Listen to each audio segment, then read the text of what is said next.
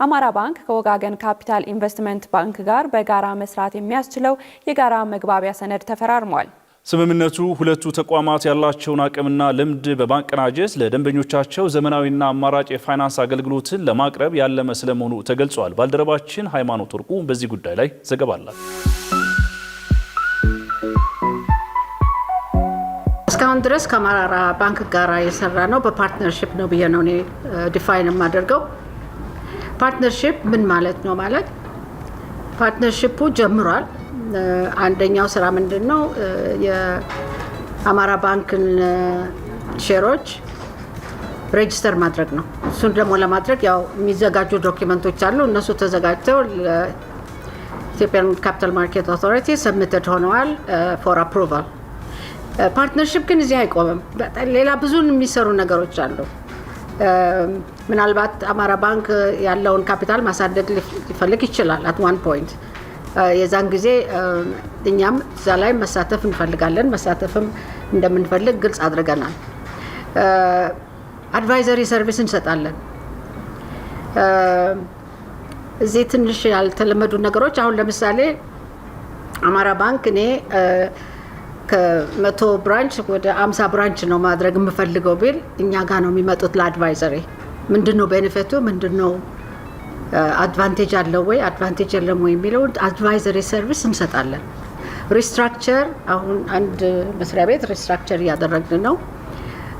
ሪስትራክቸር አድርጉልንም ከተባለ ሪስትራክቸር እናደርጋለን። ስለዚህ ዝም ብሎ መሸጥ ሼር መሸጥ ብቻ ምናምን ሳይሆን በጣም ብዙ ሌሎች ነገሮች አብረን ተባብረን የምንሰራቸው አሉ ብዬ አምናለሁ። ማርኬት ባህሪ እንደመሆኑ መሰል አስፈላጊ ጉዳይ ነው። ከዚህ በኋላ ሼሮች የሚሸጡት አዲስም ይሁን የነበሩት ቀጥታ ሰዎች ለሰዎች እየተገናኙ ሳይሆን በማርኬቱ በኩል ስለሚሆን ማርኬቱን ደግሞ የበለጠ ኤፊሽንት እና ውጤታማ ለማድረግ ይህንን ስራ የሚሰሩ ብሮከሬጅ ስራ፣ አድቫይዘሪ ስራ የሚሰሩ እንትኖች መኖር ግዴታ አለባቸው። ስለዚህ ወጋገን ካፒታል በዛ ምክንያት ከተፈጠሩት አንዱ የኢንቨስትመንት ባንክ ነው። ማንም ሼር አዲስም ሼር ወይም የነበረውን ሼር ለመሻሻጥ የሚያደርግትን ከእንደዚህ አይነት ድርጅቶች ጋር ፓርትነርሺፕ መፍጠር ግዴታ ነው። እኛ ዛሬ ከወጋገን ባንክን እና ወጋገን ካፒታል መርጠን የመጣንበትን ምክንያት ይሄኑ ምክንያት በማስመልከት ነው።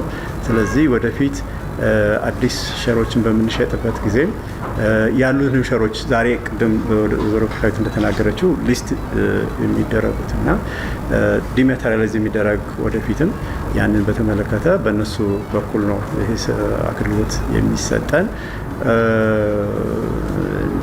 ወደ ሴንትራል ዲፖዚተሪ እንትኑን በምንሄድበትም ጊዜ ያንንም እነሱ ናቸው በእነሱ በኩል ይገዛ ይደረግልናል። ስለዚህ እኛ ሼርሆልደሮቻችንን በዚህ በኩል አዌርነስ መስጠት፣ ይሄንን መንገድ ማመቻቸት የመሳሰሉት ስራ ነው የምንሰራው እንጂ ከዚህ በኋላ ማርኬቱ ላይ ራሱ ማርኬቱ ስለሆነ የሚሰራው እኛ የምንገባበት ነገር የለም። በካፒታል ማርኬት በኩል ስለሆነ ሼሮች የሚሸጡት ሼርሆልደሮቻችን ሬዲ የሆነ ማርኬት ያጋጥማቸዋል።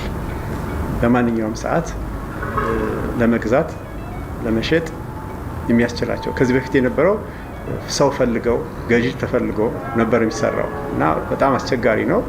ማቺንግ ማግኘት በጣም እንትን ነው። ኢቭን ፕራይሲንግም አይታወቅም በምን ዋጋ ነው እንደሚለው። ከዚህ በኋላ ግን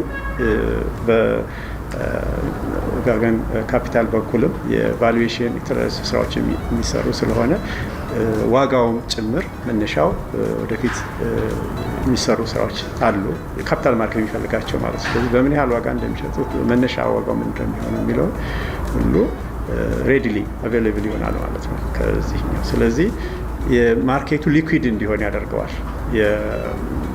የሚፈልግ ይሸጣል፣ የሚፈልግ ይገዛል።